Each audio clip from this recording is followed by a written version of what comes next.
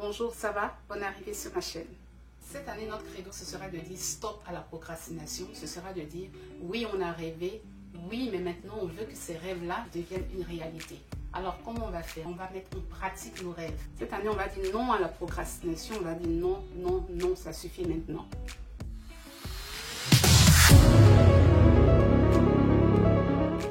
Je fais cette chaîne YouTube pour parler à des personnes qui peut-être seraient intéressées à immigrer au Canada.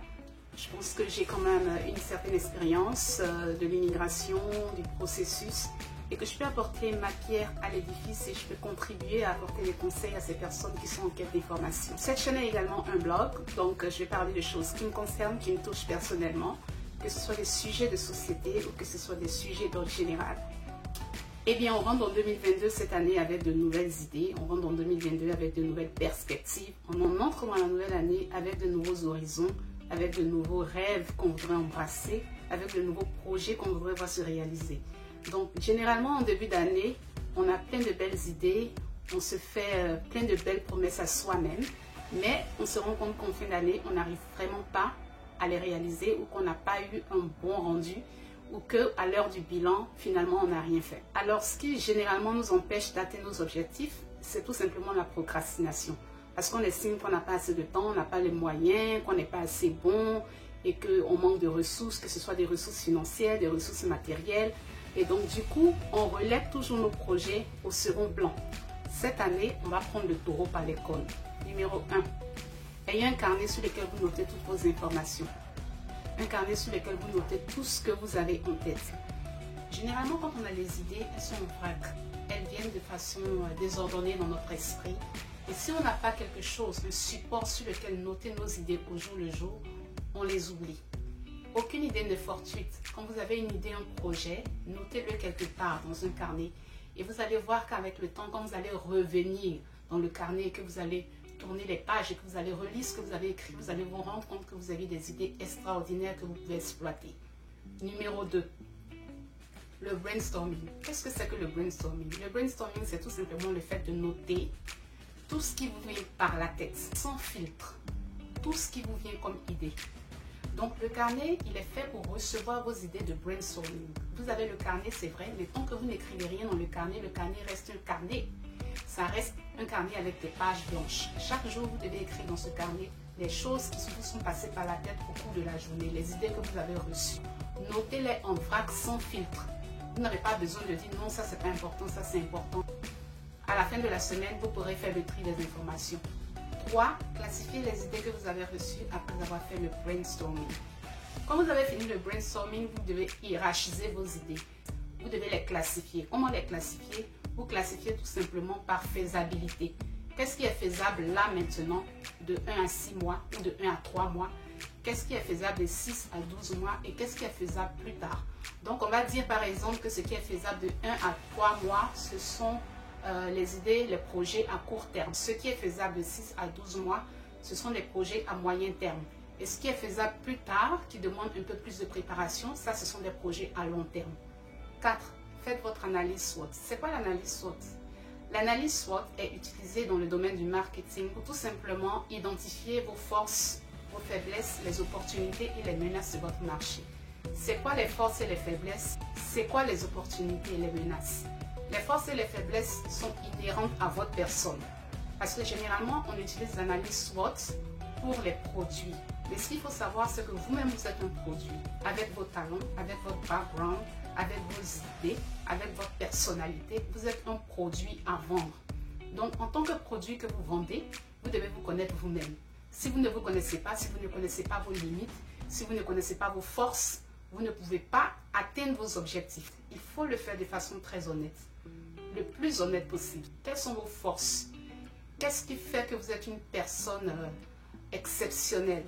Moi, par exemple, je dirais que ma force, c'est l'adaptation. Peu importe là où je suis, je m'adapte. Quand vous montez un business, quand vous avez un projet, de pouvoir rebondir en fonction des difficultés qui se présentent à vous.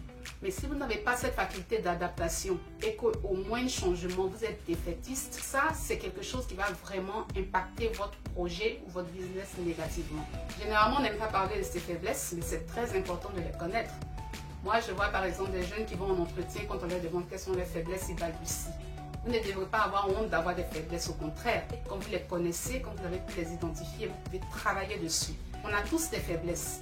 Par exemple, je dirais que l'une de mes faiblesses, c'est que je procrastine beaucoup. Je rejette à demain ce que je peux faire aujourd'hui. Et j'ai décidé de travailler sur moi-même parce que j'ai identifié cette faiblesse-là. Et j'ai décidé de prendre le taureau par les cornes pour pouvoir atteindre mes objectifs en 2022. Si je ne savais pas que la procrastination, par exemple, était une faiblesse pour moi, j'aurais laissé ça perdurer dans ma vie. Vous avez fait l'analyse SWOT de votre personnalité, qui sont vos forces et vos faiblesses. Vous devez faire l'analyse de votre environnement, les opportunités et les menaces, de votre quartier, de votre commune, de votre pays. Quelles sont les opportunités du pays dans lequel vous êtes, ou de la commune, ou de la ville dans laquelle vous êtes? Quelles sont les menaces? Qu'est-ce qui peut freiner votre projet à évoluer? Prendre un niveau supérieur. Qu'est-ce qui peut vous empêcher, par exemple, même à monter le projet? Qui sont les acteurs du marché? Qui sont ceux qui sont déjà là? Qui sont les compétiteurs? Qui sont les compétiteurs directs et indirects? Qui sont les acteurs? Qui sont les distributeurs du marché? Qui sont ceux qui interviennent dans le marché? On va appeler les intervenants, tous ceux qui gravitent autour. Comment ils peuvent être une opportunité ou comment ils peuvent être une menace pour votre business? Donc les opportunités et les menaces, c'est vraiment axé sur l'environnement micro et macroéconomique. Les opportunités, c'est tout ce qui peut aider votre business ou votre projet à aller de l'avant. Vous identifiez les acteurs qui peuvent vraiment apporter un plus à votre projet. Quelles sont les opportunités en termes de financement également? Est-ce qu'il y a des financiers et des personnes qui sont prêtes à financer ce projet? Est-ce qu'il y a des organismes, des organisations qui sont prêtes à vous accompagner dans ce projet? Les opportunités du marché, c'est jeter un regard d'ensemble sur ce qui peut vous apporter un plus par rapport à ce marché dans lequel vous voulez vous développer ou dans lequel vous voulez développer votre projet. On va dire que les menaces, c'est tout simplement ce qui peut empêcher votre projet d'aller de l'avant. Tout ce qui peut venir amoindrir les efforts que vous avez mis en place pour lancer le projet. Donc, dans votre environnement, micro ou macro-environnement, regardez dans votre ville, dans votre quartier, qui sont les compétiteurs, qui sont les distributeurs, qui sont les acteurs du marché, qui sont les intervenants, qui interviennent dans votre projet, quelles sont les lois, en fait, qui ont été votées, par exemple, par l'Assemblée nationale, ou quelles sont les réglementations de la mairie qui peuvent vous empêcher d'aller de l'avant. Donc, c'est vraiment d'étudier tous les contours qui peuvent impacter négativement le projet. Lorsque vous avez fini avec l'analyse SWOT, que vous avez déterminé vos forces, vos faiblesses, que vous avez identifié les opportunités et les menaces du marché, tout ce qui vous reste à faire, c'est tout simplement de le mettre en exécution. On me dira, oui, c'est facile de le dire, la mise en exécution, ça demande vraiment des moyens. Non, je dirais que tout dépend.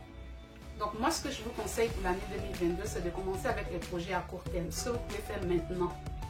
Les projets qui ne vont pas vous demander forcément d'investir de gros moyens financiers, qui ne vont pas vous demander de recruter du personnel, qui ne vont pas vous demander un investissement en ressources humaines ou en ressources matérielles, mais quelque chose que vous pouvez faire maintenant avec très peu de moyens.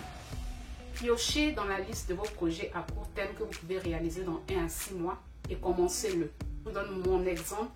Mon projet à court terme, qui ne demande pas forcément de moyens colossaux, c'était de commencer ma chaîne YouTube. Je l'avais en tête depuis 2020.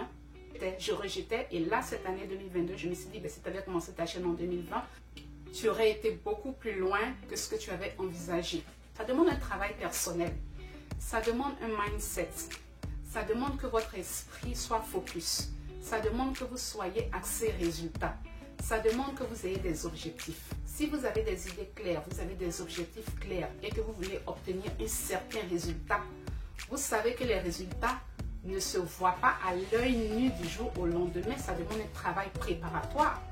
Comme le disait un de mes patrons, les plus grandes victoires ne se gagnent pas sur le rectangle vert. Quand on voit les joueurs de football sur le terrain, on s'attend à un résultat, qu'ils gagnent le match. Et avant de venir sur la pelouse, il y a eu un travail préparatoire, il y a eu des entraînements, il y a même eu des blessures, il y a eu une stratégie que le coach a mis sur place. Il permet à l'équipe d'aller avec un mental de fer sur le terrain et de se dire, oui, nous avons les atouts, nous allons y arriver.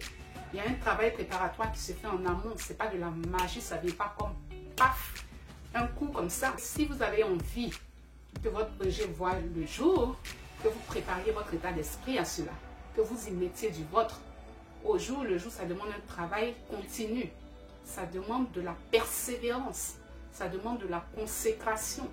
Ça demande vraiment un investissement personnel. Généralement, les dimanches après-midi, c'est la journée que je me réserve pour faire mes petites lectures, mes dessins, ou pour chatter un peu sur les réseaux sociaux, blablabla.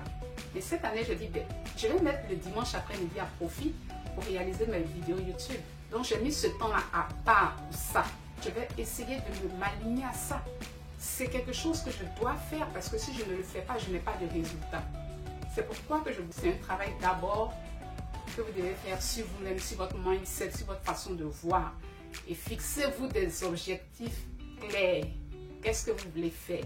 Où est-ce que vous voulez aller?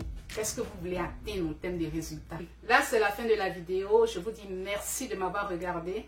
Merci de votre support. Merci de votre amour. Merci de votre confiance pour une première vidéo.